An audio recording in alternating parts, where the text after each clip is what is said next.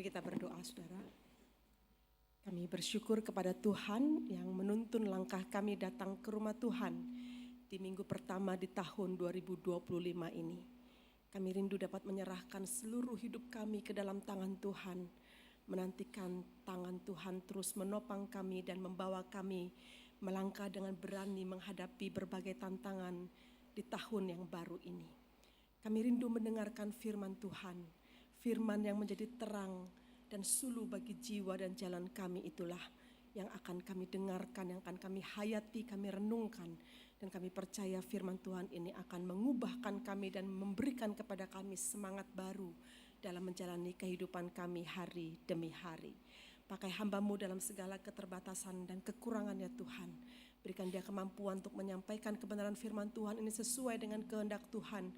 Urapilah dia dari tempat yang maha tinggi agar kebenaran firman Tuhan ini tidak sedikit pun terkurangi karena keterbatasannya. Sediakanlah tanah hati yang terbaik di hati setiap jemaat Tuhan yang mendengarkan. Dan biarlah firman Tuhan ini dapat tertabur di tanah hati yang terbaik itu. Sehingga firman Tuhan ini bertumbuh dengan subur, berbuah dengan lebat. Dan kehidupan para jemaat Tuhan ini menjadi berkat bagi banyak orang. Di dalam nama Tuhan Yesus Kristus kami berdoa dan mengucap syukur. Amin. Selamat pagi saudara-saudara, shalom. Puji Tuhan, saya senang sekali bisa melayani saudara di minggu pertama di tahun yang baru ini. Jadi saya bersama dengan seluruh keluarga besar STT Amanat Agung menyampaikan selamat tahun baru bagi saudara sekalian. Terus semangat menjalani hidup dan percayalah bahwa Tuhan pasti akan menopang dan menolong saudara. Dan saya juga berterima kasih untuk setiap dukungan yang diberikan oleh jemaat GKY Pos Alam Sutra ini. Bersyukur sekali untuk kerjasama yang baik selama ini, dukungan saudara sangat berarti sekali.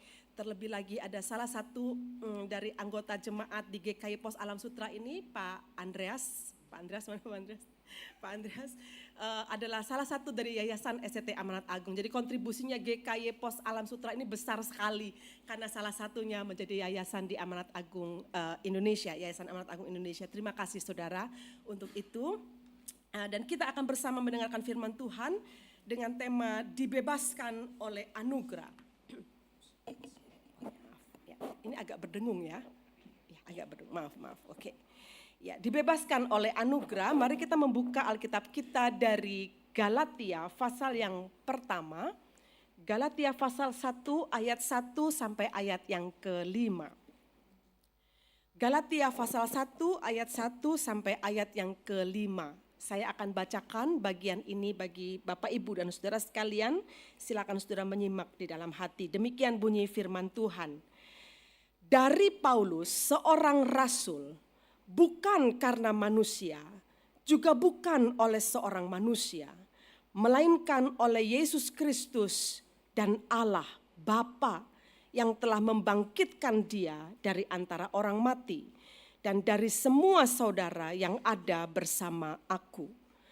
Kepada jemaat-jemaat di Galatia, anugerah menyertai kamu dan damai sejahtera dari Allah Bapa kita dan dari Tuhan Yesus Kristus yang telah menyerahkan dirinya karena dosa-dosa kita untuk melepaskan kita dari dunia jahat yang sekarang ini menurut kehendak Allah dan Bapa kita. Bagi dialah kemuliaan selama-lamanya. Amin. Puji Tuhan. Saudara, kalau saya bertanya kepada Anda semua yang ada di sini, mungkin saudara pernah membaca Alkitab satu kali putaran, Kejadian sampai Wahyu sudah dibaca, tapi juga ada yang belum. Tapi secara spesifik saya ingin bertanya juga berapa banyak ya dari antara saudara yang pernah membaca surat Paulus kepada jemaat Galatia secara keseluruhan. Ada enggak? Galatia, ada? Ada ya Bapak, ada. Ada juga yang lain mungkin ya, tapi kebanyakan belum, jadi harus baca ya. Ini Pak Andri bagus nih, ada program baca Alkitab 1 tahun kan ya, yang terus menerus jemaat diajar untuk baca Alkitab dengan sangat baik sekali. Nah saya rasa saudara harus membaca Alkitab itu dengan giat supaya saudara tahu kira-kira Tuhan itu bicara apa kepada diri saudara. Saudara, sebenarnya surat Galatia ini tidak panjang, hanya 6 pasal saja. Tetapi sesungguhnya tulisan Paulus di surat ini, surat Galatia ini sangat luar biasa indah, saudara-saudara. Sangat luar biasa powerful sekali dalam mengarahkan hidup manusia di tengah kekacauan-kekacauan yang dia buat sendiri.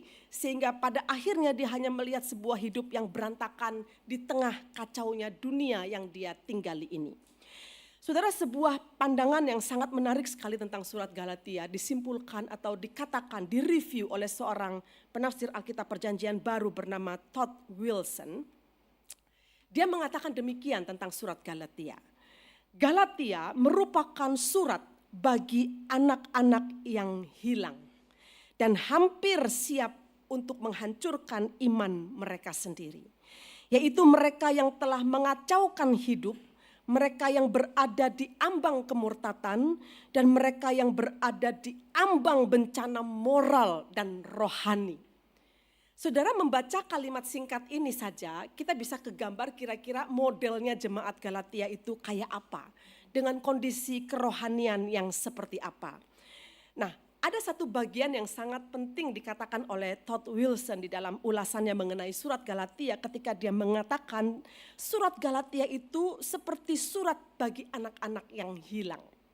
Saudara, kalau kita nih orang Kristen yang cukup lama dan banyak sekali mendengarkan khotbah atau pernah mendengar cerita dari anak-anak sekolah minggu tentang anak yang hilang, maka saudara akan kenal sekali dengan salah satu perumpamaan yang Yesus pernah sampaikan yang dicatat oleh Injil Lukas tentang anak yang hilang, the prodigal son, anak yang hilang.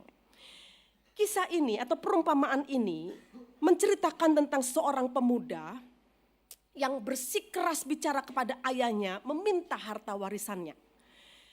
Tetapi kemudian dia habiskan harta warisannya itu, dia balik badan dari ayahnya, dia pergi untuk berfoya-foya. Sampai akhirnya dia menghancurkan hidupnya sendiri. Kita baca itu berulang kali pasti, saudara-saudara. Orang muda ini meninggalkan rumah, bepergian meninggalkan kotanya atau pergi keluar kota, keluar negeri dan menghabiskan kekayaannya untuk hal-hal yang sekedar memperoleh kesenangan secara pribadi. Ya, akhirnya dia sampai pada titik terendah kehidupannya itu, dia kehabisan uang, dia kehabisan makanan, dia kehabisan bantuan dan bahkan dia kehabisan pengharapan. Itu cerita yang sangat menyedihkan dari seorang yang berbalik dari bapaknya menghabiskan harta warisannya sendiri berdasarkan kesenangannya. Saudara, orang muda yang boros ini kemudian mengacaukan hidupnya sendiri sampai akhirnya hancur sehancur-hancurnya. Sampai makanan babi pun dia makan saking dia tidak bisa punya makanan. Makanya dia disebut sebagai prodigal son, anak yang hilang, anak yang berontak, anak yang betul-betul hanya memikirkan apa yang dia mau saja dan membuat dia sangat berantakan sekali. Saudara, kalau bercermin dari perumpamaan ini, ya perumpamaan anak yang hilang ini, yang mengacaukan hidupnya sendiri dan seterusnya tadi saya katakan itu, mungkin kita tidak pernah berpikir bahwa kita itu identik dengan anak yang hilang itu gitu loh. Toh kita sudah anak Tuhan, kita nggak pernah berontak, kita nggak minta harta warisan kayak apa juga begitu ya dari Tuhan atau dari siapapun. Rasanya hidup kita baik-baik aja gitu loh. Makanya mungkin banyak orang Kristen tidak menyadari bahwa sebenarnya perumpamaan ini ditujukan kepada kita semua gitu loh saudara. Orang-orang Kristen ini sebenarnya banyak berperilaku seperti anak yang hilang itu. Dengan pengertian adalah kita itu sering membuat kekacauan atau sering membuat masalah-masalah dalam hidup kita sendiri. Masalah itu kan tidak selalu datang dari luar saudara-saudara. Tapi masalah itu banyak kita bikin sendiri dalam hidup ini sampai akhirnya kita betul-betul menjadi kacau, sekacau-kacaunya. Hancur sehancur-hancurnya. Saudara, banyak cerita tentang kebangkrutan orang dalam usaha itu dimulai dari kesalahannya sendiri. Banyak orang bercerita juga tentang bagaimana dia pontang-panting untuk memperbaiki ekonomi keluarganya karena kesalahannya sendiri. Entahkah karena dia melakukan judi online atau pinjaman online, tadi saya juga contohkan di kebaktian yang pertama, itu banyak sekali orang yang terlibat ini sekarang gitu. Dia mencari jalan keluar dari kesulitan ekonomi itu dengan cara demikian. Saudara, ada beberapa orang datang kepada saya dengan kondisi sudah tidak kuat lagi menanggung bagaimana caranya memanage pinjaman-pinjaman online yang dia lakukan itu. Satu kali ada seorang ibu anak muda sebenarnya, belum ibu juga, anak muda, perempuan datang kepada saya dan bercerita bahwa dia terlilit itu dan sekarang dia ketakutan sekali karena diuber-uber oleh debt collectornya itu gitu kan, untuk bisa membayar itu. Saya tanya sama dia, berapa banyak kamu pinjam ini? Saya pikir pinjaman, saya juga nggak pernah tahu pinjaman online seperti, saya pikir ya satu pinjaman gitu ya. Dia bilang, Bu, aku memanage 8 pinjaman katanya. Wah, banyak banget, 8 pinjaman berapa saja? Lalu dia ceritakan ini berapa, ini berapa, ini berapa. Bisa nggak tolong Ibu aku bayarin dulu dong 2 dari 8 katanya gitu. Nanti saya minta yang lain untuk tolongin saya. Kalau enggak saya bisa mati nih Bu, dikejar-kejar. Saya bisa dipukuli orang dan sebagainya gitu. Saudara, what a mess gitu ya. Betapa berantakannya ini. Bagaimana memperbaikinya? Dia tidak punya uang, dia tidak tahu bagaimana mengembalikan itu. Itu yang menurut saya kekacauan atau masalah yang dibuat sendiri yang pada akhirnya menghancurkan kita. Tidak terhitung lagi banyaknya persoalan-persoalan hidup yang kita bikin sendiri loh saudara-saudara. Jadi setiap kali kita punya masalah, tidak selalu masalah itu datang dari luar. Tapi dari diri kita sendiri, kita membuat masalah itu. Katakanlah dengan perilaku kita, dengan sikap kita, dengan perkataan kita, berapa banyak kita sudah melukai hati orang, hati sesama kita, hati keluarga kita sendiri. Kita bersikap mementingkan diri kita sendiri dengan sikap egois kita tidak peduli kepada orang lain. Berapa banyak kita menabur benih permusuhan, benih perselisihan, benih perpecahan di antara teman-teman, rekan kerja, rekan pelayanan, jemaat. Itu kita lakukan demi untuk bisa mengatakan bahwa dari diri saya lebih benar daripada orang lain. Tapi pada akhirnya kita mengundang begitu banyak masalah yang pada akhirnya sudah tidak terkendalikan lagi masalah itu datang. Saudara, orang yang membuat masalah dirinya sendiri menjadi besar, menghancurkan dirinya sendiri dengan cara mengacaukan hidup dengan pilihan-pilihan hidup yang dia lakukan, itulah identik dengan anak yang hilang ini. Membuat masalah sendiri, hancur sendiri. Nah, itulah sebabnya kemudian kita bisa lihat ya, kalau anak yang hilang itu, perumpamaan ini menunjukkan gini, anak yang hilang ini bisa tuh berpikir ketika dalam kondisi titik dia yang paling rendah, dia ingat kepada bapaknya dan kemudian aduh lah kalaupun dia nggak anggap lagi aku anak nggak apa-apa lah, aku jadi budaknya aja deh, tapi aku mau kembali kepada bapak itu, gitu kan? Dan kemudian cerita itu mengatakan anak ini kembali kepada bapak. Saudara, tapi cerita tentang anak yang hilang ini, berapa banyak dari orang yang terhilang, orang yang kacau, orang yang punya masalah besar dalam hidupnya, tidak berpikir untuk kembali kepada Bapa. Tapi justru yang dia pikirkan adalah menutupi dosanya, menyembunyikan dirinya, menarik dirinya dari persekutuan. Dia pergi jauh meninggalkan Tuhan, semakin jauh dan tidak pernah berpikir untuk kembali. Banyak gak yang seperti ini? Banyak saudara-saudara. Tidak banyak orang ketika dia punya masalah besar kemudian dia teringat kepada Bapa gitu loh. Tapi yang banyak dilakukan orang ketika punya masalah besar dia pergi menjauh. Dan seolah-olah Bapa itu menjadi jauh dari dia dan dia semakin tenggelam dalam kekacauan hidupnya sendiri. Saudara, respon orang berdosa ketika dia bersembunyi, dia lari, itu sudah gen katanya, udah gen dalam diri kita. Artinya itu sudah turunan dari sejak Adam dan Hawa. Manusia pertama itu jatuh ke dalam dosa, yang dia lakukan apa? Dia lari kan, dia bersembunyi, dia melarikan diri dari Tuhan sampai Tuhan sendiri datang ke taman itu dan cari-cari, Adam di mana engkau gitu kan. Saudara, makanya dikatakan orang berdosa dan dia lari, orang yang membuat kekacauan dan dia lari itu sudah gen pada diri manusia berdosa. Nah itu juga yang sedang ditunjukkan oleh Paulus kepada jemaat di Galatia saudara-saudara. Tentang kondisi jemaat Galatia yang seperti ini gitu. Seperti anak yang hilang itu tapi gak kembali-kembali gitu. Nah di sebagian besar jemaat Galatia itu adalah para petobat baru, the new converter saudara-saudara. Orang yang baru bertobat. Jemaat ini kan ketika Paulus menuliskan surat kepada mereka belum terlalu lama berdiri. Jadi setelah berdiri Paulus membuat mereka cukup kuat mengatur jemaat itu, dia pergi meninggalkan jemaat ini untuk membangun atau mendirikan jemaat yang lain gitu ya, dalam misinya sebagai seorang rasul. Tapi kemudian saudara-saudara, Paulus mendengar bahwa orang-orang Galatia tingkah dan perbuatannya itu benar-benar seperti anak yang hilang dalam perumpamaan Tuhan Yesus itu. Seperti orang yang begitu saja membalikkan badan dari Allah yang telah beranugerah kepada mereka begitu. Jadi mereka cepat sekali melupakan ajaran-ajaran yang Paulus telah sampaikan itu, dan itu membuat Paulus sangat terkejut sekali gitu. Mendengar berita buruk tentang jemaat Galatia yang berbalik badan dari Tuhan, dan kemudian mereka mencari kebenarannya sendiri berdasarkan pengajaran-pengajaran dari guru-guru palsu pada waktu itu. Dari mana kita tahu betapa kecewanya dan betapa menyedihkannya kondisi jemaat Galatia itu? Paulus sendiri mengatakannya di dalam surat ini.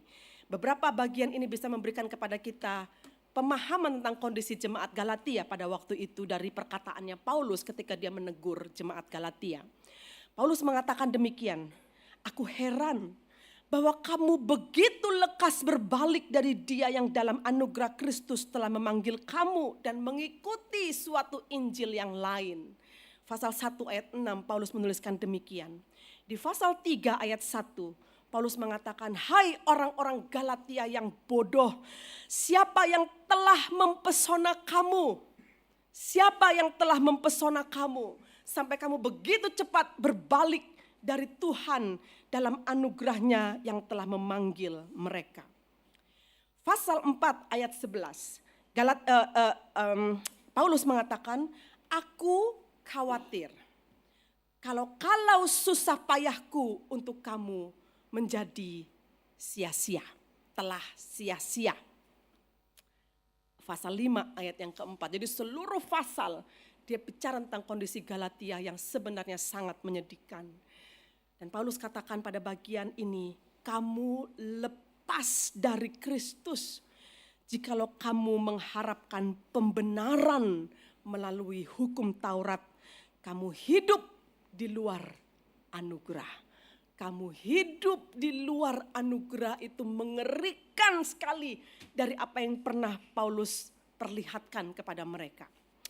Saudara, jemaat Galatia sendiri ini dengan apa yang Paulus katakan itu menyadari, mereka bukan gak sadar, mereka orang-orang pintar yang ada di sana itu. Mereka menyadari betapa seriusnya kondisi mereka ini di mata Paulus tapinya. Ya, ketika membaca surat Paulus ini mereka tahu semua isinya adalah teguran dari Paulus. Namun seperti umumnya orang kalau menerima teguran itu kan gak senang, saudara. Siapa orang di sini yang suka menerima teguran? Meskipun teguran itu benar, tapi tetap aja rasanya gak senang, gak enak di hati. Karena nada teguran itu sudah menunjukkan sesuatu yang salah dari diri kita dan diungkapkan keluar gitu. Mereka gak suka. Tapi Paulus menegur mereka dengan maksud yang sangat baik gitu. Jadi pada waktu mereka membaca surat teguran dari Paulus ini, mereka tidak suka, rasanya mereka ingin lari, mereka ingin bersembunyi, mereka ingin membenarkan diri di depan Paulus. Bahwa sesungguhnya selama Paulus pergi mereka cari-cari sendiri gitu caranya bagaimana menjadi seorang yang baik. Mereka setengah mati untuk hidup, membangun kehidupan spiritualnya sampai akhirnya mereka menemukan bukan ajaran Paulus tapi ajaran guru-guru Yahudi itu yang lebih masuk ke hati mereka dan lebih cocok dengan mereka, sehingga mereka mengatakan ajaran-ajaran guru-guru Yahudi itu lebih bisa mereka dengarkan dan lebih bisa membuat mereka memiliki kerohanian yang lebih baik dibandingkan mereka mendengarkan Injil yang disampaikan oleh Paulus kepada mereka. Lebih kecewa lagi Paulus mendengarkan perkataan-perkataan semacam ini, tetapi Paulus mengatakan bahwa ketika dia memberikan teguran itu, dia tidak bermaksud untuk menghukum jemaat Galatia ini. Apalagi membuang jemaat Galatia ini atau mempermalukan mereka, sama sekali dia tidak berpikir demikian. Dia berpikir menegur jemaat itu karena dia masih percaya mereka bisa kembali kepada anugerah itu yang telah menyelamatkan mereka. Saudara, makanya dengan sedih kemudian Paulus menyaksikan kondisi jemaat Galatia itu dan dia menuliskan surat ini dengan begitu detail untuk dipahami oleh jemaat ini. Sebagai rasul yang melahirkan jemaat ini, saudara ya, dia yang mendirikan, dia yang melahirkan jemaat itu, dia yang banyak berkontribusi atas pertobatan jemaat di tempat itu. Dia merasa susah sekali hatinya melihat bagaimana jemaat itu hidupnya menjadi semakin kacau, semakin jauh dari kebenaran. Tapi Paulus katakan begini, dalam teks-teks kalau saudara baca nanti ya pada eksposisi berikutnya. Paulus mengatakan begini, betul bahwa kamu telah menjadi kacau. Betul bahwa kamu telah menjadi berantakan dalam hidup ini, tetapi sesungguhnya kalian harus ingat baik-baik. tidak semuanya hilang dari kamu. Maka Paulus kemudian meminta agar mereka kembali ke tempat di mana semula mereka berawal begitu. Yaitu pada anugerah. Orang sering mengatakan gini, back to the square one, kamu udah kelewat jauh gitu ya. Kamu udah kelewat jauh, kamu back to the square one. Back to the square one tuh balik lagi lah ke titik awal kamu, ke titik nol kamu gitu. Dalam hidup ini kan kita berjalan itu bisa kemana-kemana gitu ya saudara. Kita melakukan apa saja gitu yang kita mau, sesuka hati kita bahkan kita tidak ingat bahwa yang kita lakukan itu bersifat dosa. Kita jalani aja itu terus gitu. Seperti jemaat Galatia ini kemudian Paulus panggil mereka pulang. Kembali kepada titik awalmu, kembali kepada titik nolmu. Kembali kepada titik di mana kamu berawal dan memulai perjalanan imanmu. Dan titik itu adalah anugerah, kata Paulus. So, go back to grace. Kembali kepada anugerah itu. Itu sebabnya kemudian Paulus membuka surat ini ya tidak dengan marah. Tapi dia katakan pada ayat yang ketiga di pasal 1 itu, anugerah menyertai kamu. Dan damai sejahtera dari Allah Bapa kita dan dari Tuhan Yesus Kristus. Itu adalah pembuka suratnya sebelum dia mengajarkan kembali apa yang benar kepada jemaat ini.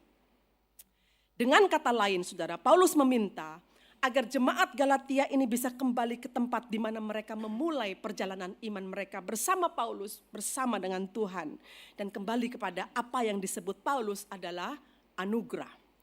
Namun Paulus juga tahu saudara-saudara bahwa orang yang sudah going very far gitu ya, jauh sekali gitu dan tersesat pula, itu dikembalikan ke jalan yang benar itu pasti nggak gampang saudara. Kita ini kan orang-orang yang keras hati ya, orang-orang yang merasa dirinya benar gitu. Jadi kalaupun dikatakan bahwa kamu itu harus kembali kepada apa yang benar, belum tentu kita mau loh saudara-saudara. Orang kalau sudah tersesat pikirannya, dikembalikan ke titik awalnya dia nggak akan bisa kayaknya gitu. Sulitlah paling tidak, dan Paulus tahu itu. Dan dia tahu juga alasannya kenapa sulit gitu. Jemaat ini untuk kembali ke titik awal itu, kepada anugerah itu.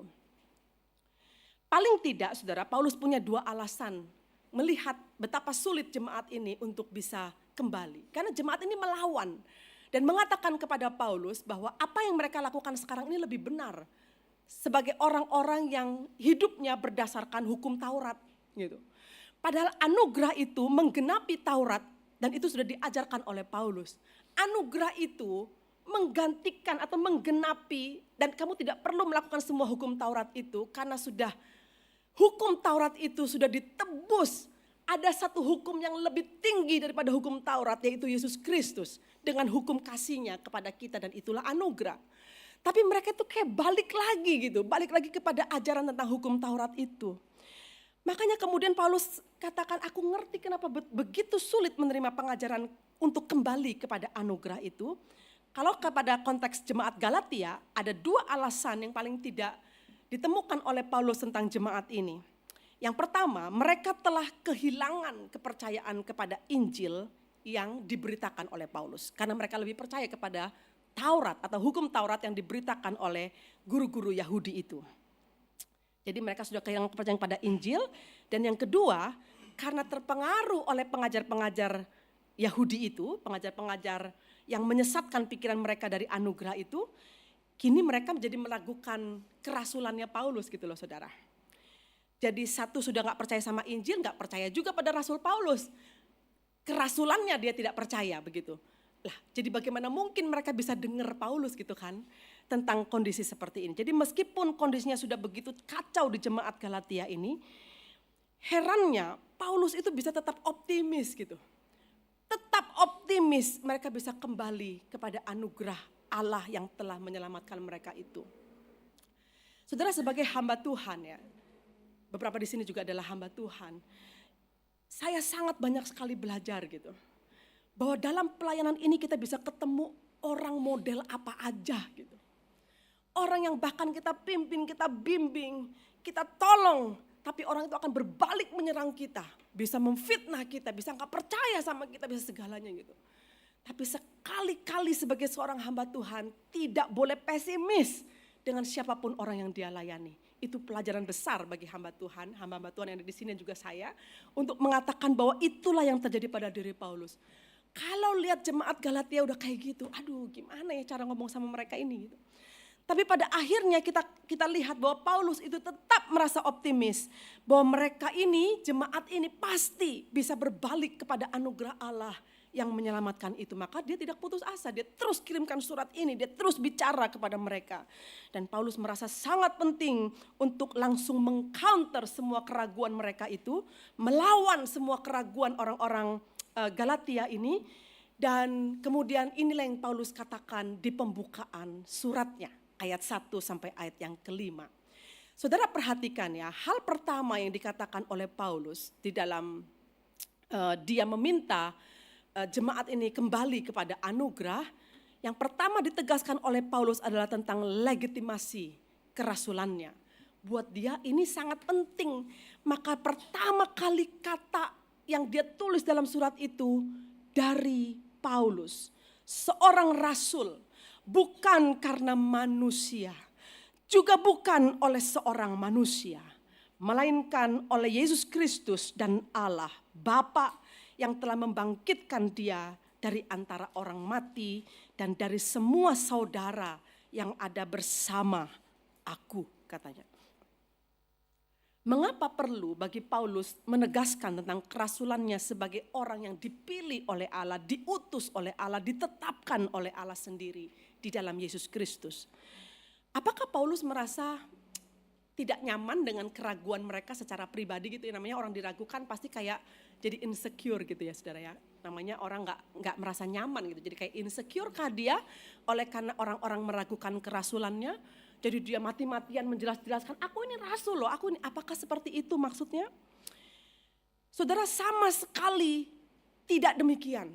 Kalau dia menjelaskan tentang siapa dia, rasul seperti apakah dia, bukan karena insecure orang meragukan kerasulannya.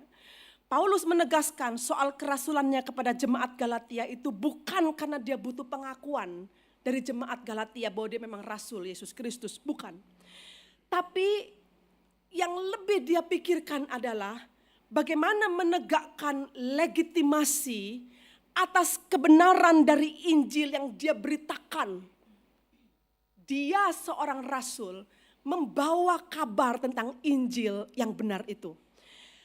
Kalau Paulus sendiri bukan seorang rasul yang legitimate, bukan seorang rasul yang sah, maka Injil yang dia sampaikan juga tidak sah. Maka dia harus mengatakan aku ini rasul yang sah, rasul yang legitimate, rasul yang dipilih, ditetapkan, diutus oleh Allah sendiri, oleh Bapa yang telah membangkitkan Yesus Kristus dari kematian. Bapa itulah yang memilih dan menetapkan aku. Itu legitimasi kerasulan Paulus. Dia merasa sangat perlu untuk mengatakan tentang kerasulannya. Karena dia membawa Injil atas nama dirinya sebagai rasul, saudara-saudara. Lah kalau misalnya dia bukan rasul yang benar, maka Injil yang disampaikan juga tidak benar. Jadi dengan kata lain ketika dia mengatakan bahwa aku ini adalah rasul yang berasal dan ditetapkan oleh Allah, maka berita Injil yang kubawakan kepadamu itu juga berita yang berasal dari Allah di dalam Yesus Kristus. Dan penting juga bagi Paulus untuk mengatakan bahwa dia adalah salah satu dari banyak pekerja Injil yang dipakai Allah di dunia ini. Itulah dia katakan di ayat yang kedua, dan dari semua saudara-saudara yang ada bersama dengan aku. Artinya dia bukan lone ranger. Dia bukan seorang pejuang sendiri terhadap Injil itu. Sesungguhnya Tuhan telah memilih orang-orang tertentu di segala zaman, dan bahkan di zaman itu Tuhan membangkitkan orang-orang, nabi-nabi, rasul-rasul, pengajar-pengajar Injil gitu. Dan dia salah satu dari antaranya. Saudara, dengan mengatakan ini, ketika semua orang di jemaat itu meragukan dia dan ajarannya, Paulus mempersilahkan mereka untuk memeriksa dan membandingkan dengan rasul-rasul lainnya yang mengajarkan dan memberitakan dari Injil yang sama. Atau Paulus juga membuka diri untuk mereka memeriksa dia dan membandingkan apakah ajarannya itu seperti apa dan ajaran guru-guru yang mereka dengarkan itu seperti apa. Dia sangat terbuka sekali diperiksa. Dia sangat terbuka sekali untuk di-review oleh orang gitu ya. Diteliti oleh orang kehidupannya, silakan. Dan dia sangat terbuka tentang hal itu. Tapi yang jelas yang ingin Paulus katakan kepada mereka, bahwa sesungguhnya he is the real agent of grace. Dia adalah agent yang sebenarnya dari anugerah Allah yang menyelamatkan manusia. Gak tahu mereka mau percaya apa enggak. Tapi mereka katakan I am the real agent of grace itu.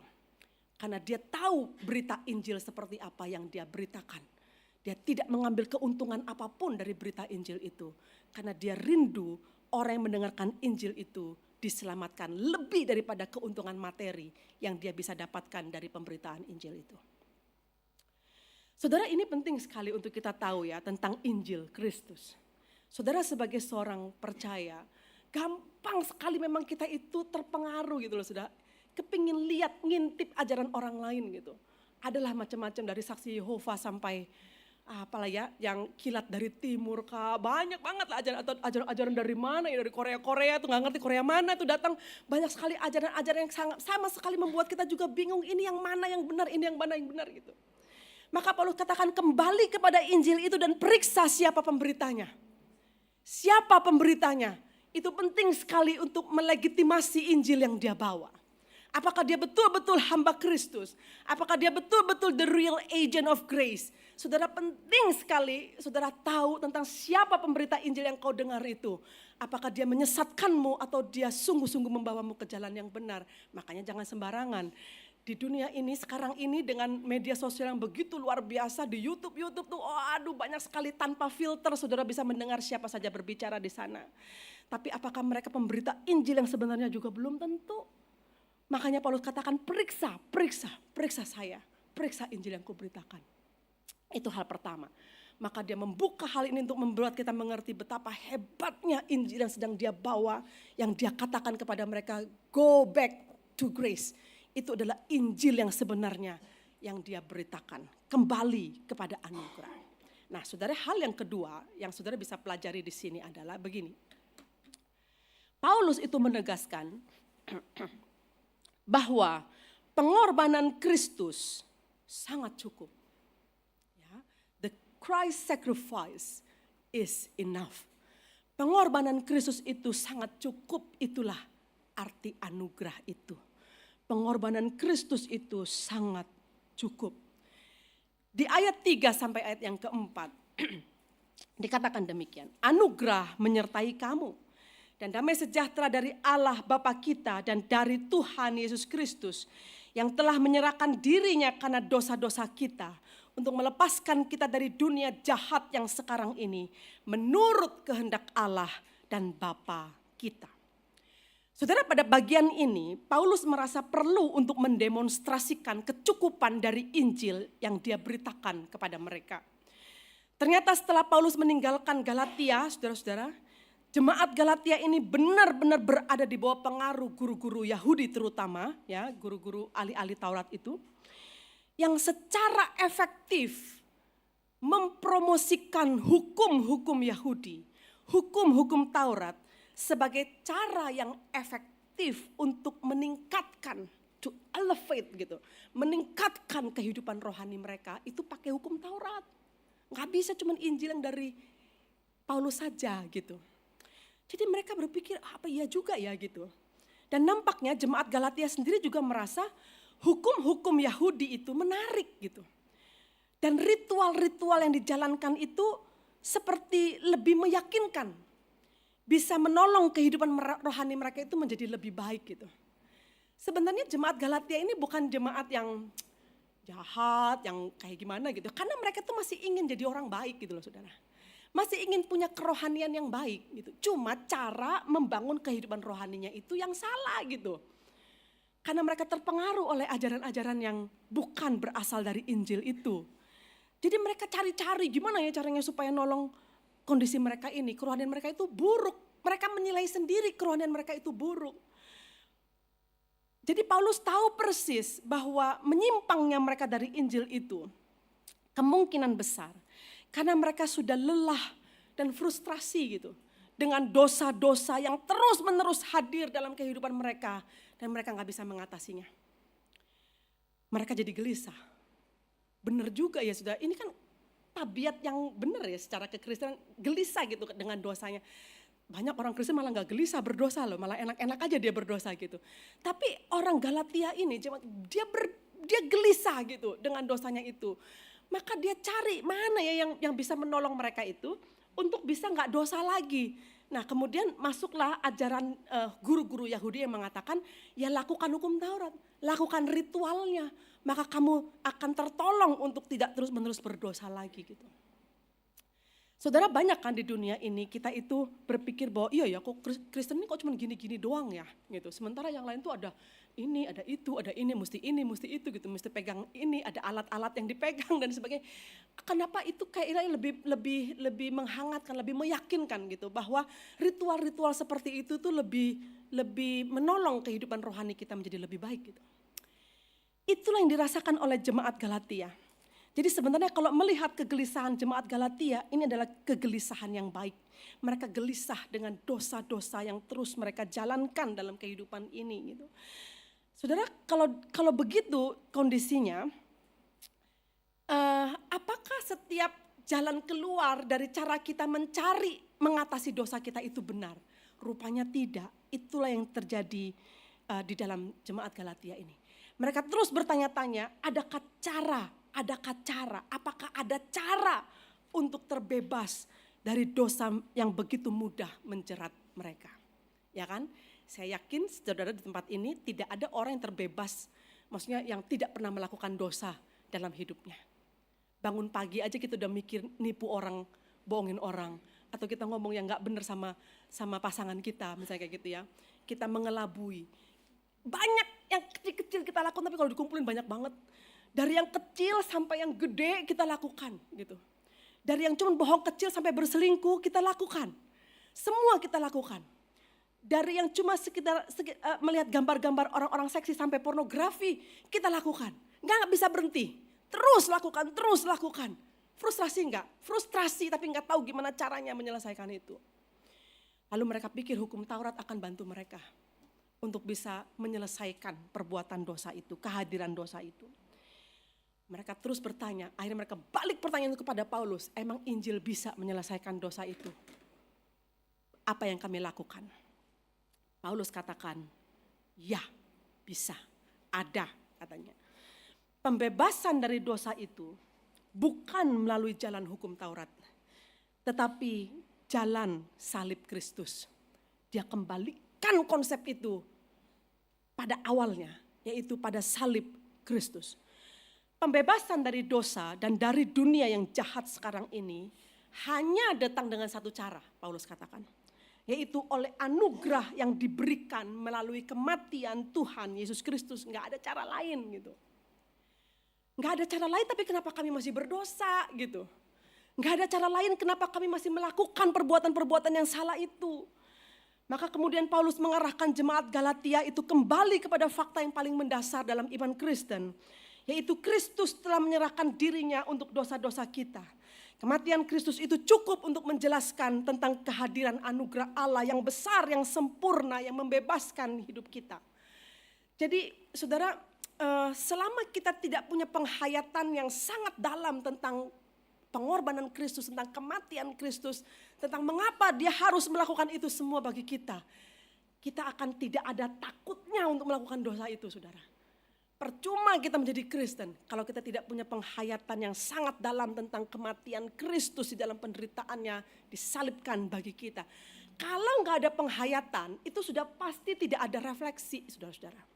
Refleksi untuk mengingatkan kepada kita, harusnya saya tidak melakukan ini. Ini bukan yang disukai Tuhan. Aku nggak boleh melakukan dosa ini. Aku harus berhenti. Aku harus berupaya gitu. Nggak ada niat untuk menyelesaikan. Tidak ada niat untuk menyelesaikan.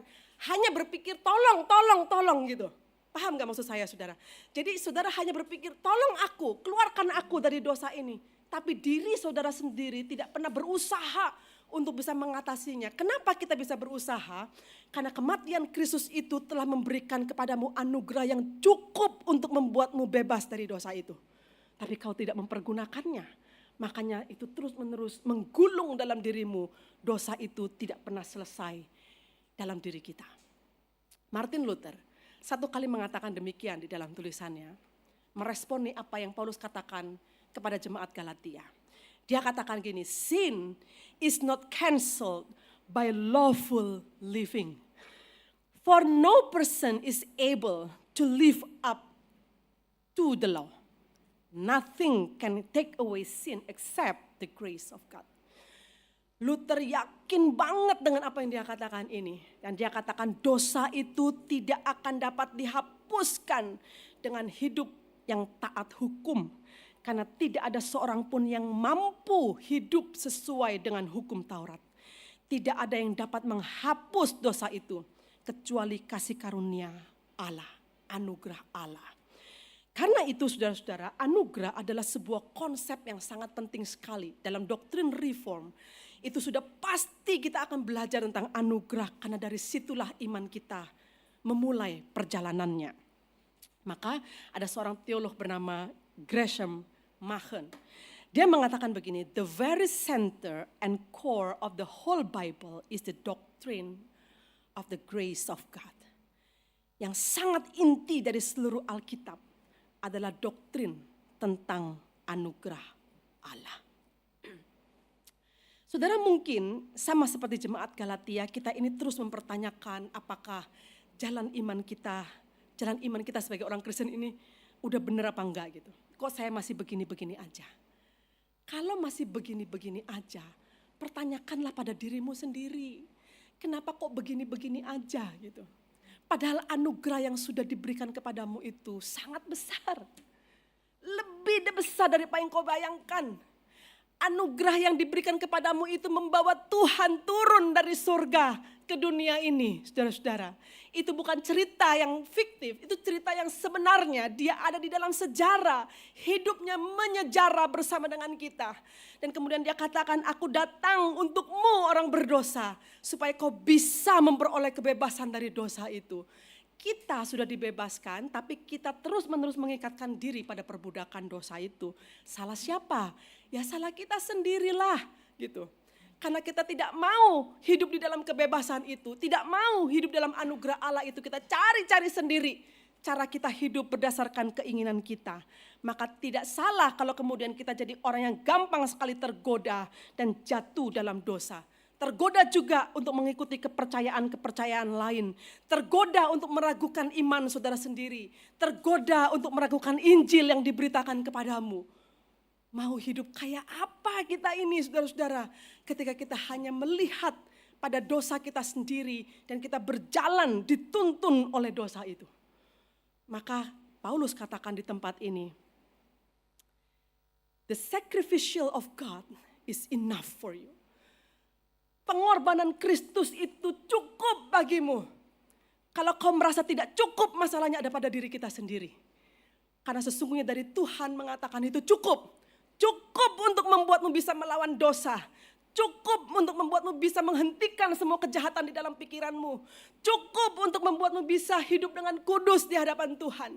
Cukup untuk bisa membuatmu hidup dengan benar di dunia ini. Cukup. Nah itu saudara harus ingat baik-baik. Bahwa anugerah Tuhan itu cukup bagi kita. Saudara, kadang kita berpikir apa iya itu cukup. Ketika keraguan itu muncul, maka disitulah saudara sedang berjalan menjauh dari anugerah itu. Ya, itu hal kedua yang Paulus tegaskan, bahwa anugerah Tuhan, pengorbanan Kristus cukup bagi kita. Dan itu adalah titik awal perjalanan kita yang akan terus kita bawa sampai nanti kita bertemu muka dengan Tuhan. Hal ketiga, yang terakhir yang Paulus katakan dalam teks ini.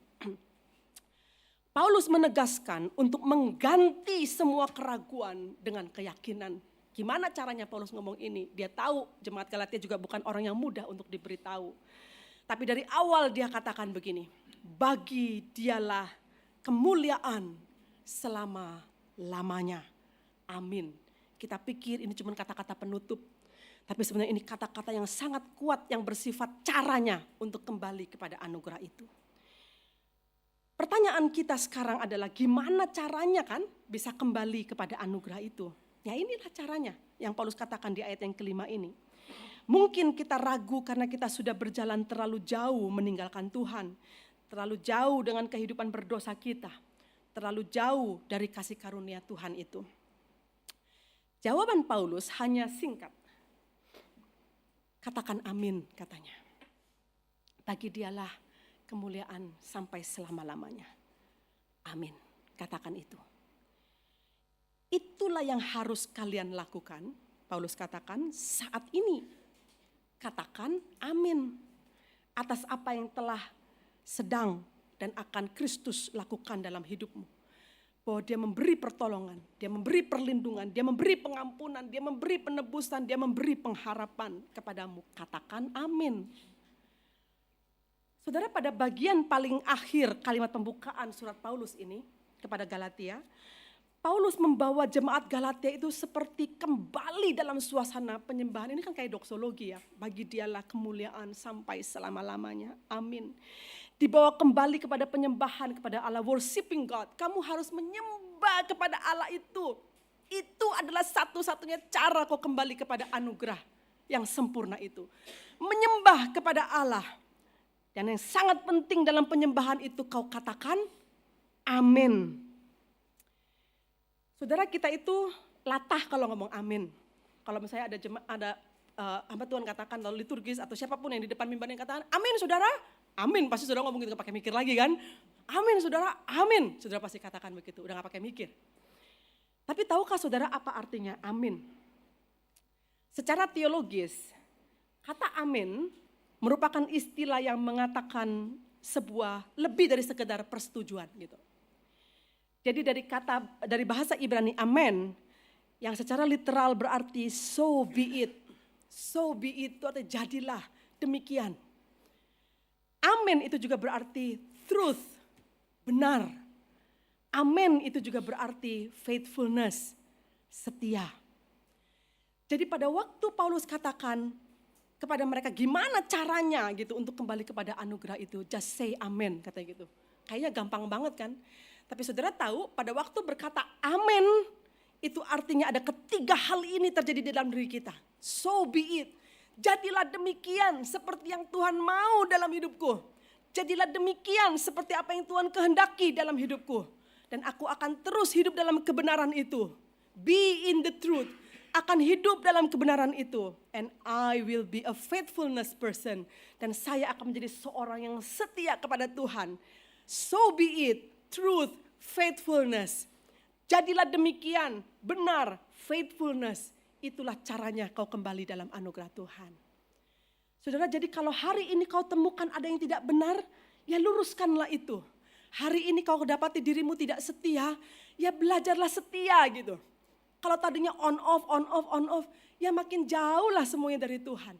Datang ke gereja kalau sempat, doa kalau ingat, baca Alkitab malas. Gimana caranya gitu? Untuk bisa ada di dalam anugerah Tuhan itu. Gitu. Karena kita yang pergi gitu loh. Kita yang meninggalkan itu. Maka ketika mengatakan amin, so be it. Truth and faithfulness itu ada di dalam dirimu. Sekarang takut kan ngomong amin? Amin saudara? Ntar dulu deh gitu. Karena berpikir bahwa di dalam kata amin itu mengandung pengertian secara teologis begitu begitu dalam tentang apa yang harusnya terjadi dalam diri kita ketika kita kembali kepada anugerah yang sempurna itu. Saudara, kiranya firman Tuhan ini memberikan kepada kita satu pemahaman yang benar gitu. Hidup kita itu memang hidup yang amin terhadap apa yang Tuhan katakan kepada kita gitu. Hidup kita itu belajar untuk benar sebenar-benarnya gitu. Dan melupakan semua keinginan berdosa pada diri kita dan belajar untuk hidup dengan benar. Belajar untuk hidup dengan setia. That's the way to go back to the grace gitu. Itulah cara untuk kembali kepada anugerah itu. Dan saudara akan menerima kelepasan, kebebasan yang luar biasa. Karena hidup di dalam Kristus itu adalah hidup yang tidak tertandingi. Meskipun kita masih di dunia ini saudara-saudara. Tapi kita sudah merasakan apa artinya hidup dalam anugerah Allah yang sempurna itu. Itu sebabnya di tahun yang baru ini kita tidak tahu apa yang terjadi. Tapi kita tahu pasti bahwa perbuatan Tuhan dalam anugerahnya itu sempurna buat kita. Kita nggak tahu apa yang terjadi hari esok, susahkah kita atau enakkah kita, sakitkah kita atau sehatkah kita. Kita tidak tahu. Tapi yang kita tahu pasti adalah Tuhan Allah beranugerah kepada kita. Selama kita menjaga hidup kita benar, percaya betul pada tindakan Allah, yakin betul atas kebenaran Injil ini, dan setia mengikut Tuhan. Tanpa sedikit pun berpaling dari Dia. Selamat tahun baru saudara. Hadapi tahun ini dengan berani. Dan katakan so be it. Amin. Katakan kepada Tuhan dan jemaat. Amin atas firman Tuhan ini. Amin saudara. Wah, aminnya udah beda nih sekarang. Aminnya udah ngerti apa ngomongnya amin itu apa gitu ya. Dan kita akan jalan sama-sama sepanjang